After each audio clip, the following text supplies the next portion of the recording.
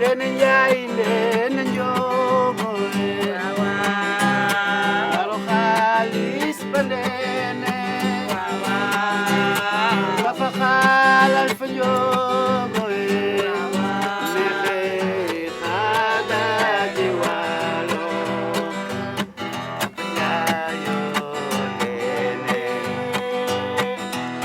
Papa Ndiayo ndene nexe xaada ji waalo.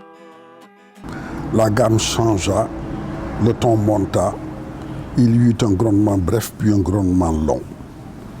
Les deux gammes se mêlèrent, il y eut deux voix simultanées, l'une longue, l'autre brève. Il se trouve que j'ai le goût de l'écriture et déjà depuis que j'étais à l'école primaire, j'avais un goût très prononcé pour la lecture et également, n'est-ce pas, j'avais un certain don pour l'écriture. Et c'est donc la combinaison de ces deux facteurs qui fait que j'ai fait les deux ouvrages qui m'ont valu d'être considéré comme un écrivain. Je ne suis écrivain qu'à titre auxiliaire, en quelque sorte. Ce que je suis, c'est un témoin. Je suis né en 1928 et donc j'ai vécu les 30 dernières années de la colonisation avec tout ce que cela comportait de frustration, de combat, avec ce que cela comportait aussi d'essayer de combinaison entre mon éducation traditionnelle, peul, africaine, musulmane, et l'éducation occidentale, subie à l'école, et qui était dans un premier temps considérée un peu comme un défi, et que progressivement j'ai fini par m'intégrer et que j'ai fini par apprécier. Donc ça, ce sont les 30 premières années de ma vie. L'aventure ambiguë que j'ai écrite n'est en quelque sorte qu'une espèce de témoignage de cette période de mon histoire, qui est aussi une période remarquable de l'histoire du Sénégal et du continent africain noir. Le deuxième livre que j'ai écrit, c'est Les Gardiens du Temple. C'est aussi là un témoignage de la vie de mon pays, et du Sénégal et de l'Afrique au cours des 30 premières années de la décolonisation, de l'indépendance. En partant de mon expérience personnelle, j'ai fait témoignage de ma vie et de la vie de nos différents pays pendant ces deux époques remarquables. Et dans le cas de l'aventure ambiguë, même si c'est mon expérience personnelle que j'ai décrite dans ce livre, c'est une expérience qui transcende mon identité individuelle et ma race et mon ethnie, pour exprimer une réalité qui est la rencontre des identités spécifiques avec l'identité occidentale qui a été celle qui a réuni le monde. C'est l'Occident qui est sorti de ses frontières et de son territoire pour aller à la découverte du reste du monde et pour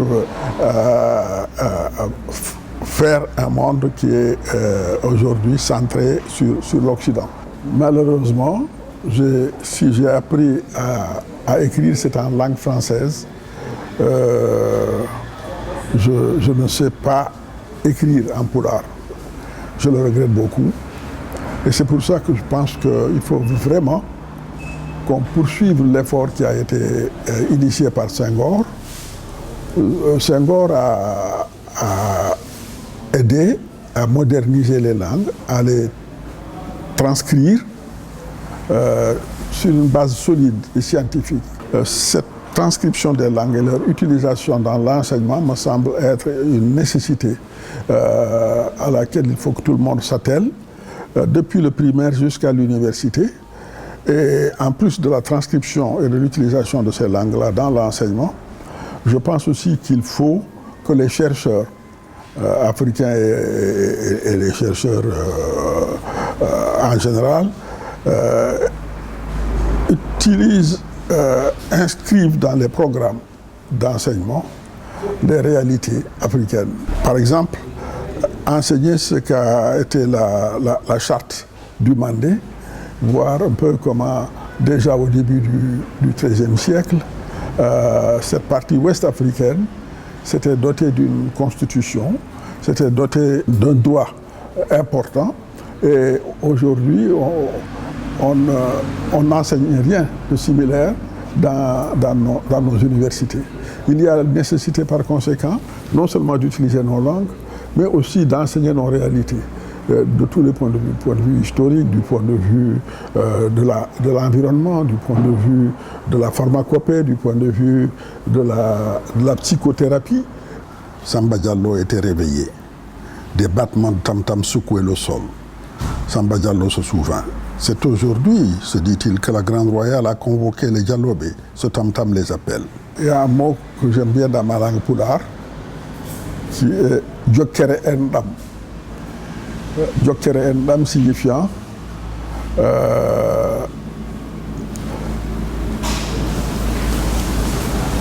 maintenir le lien de lait. Le lait que nous avons partagé dans la famille et dans la société, il faut le maintenir par la solidarité, l'affection, n'est-ce pas, entre toutes les personnes qui partagent le même lait.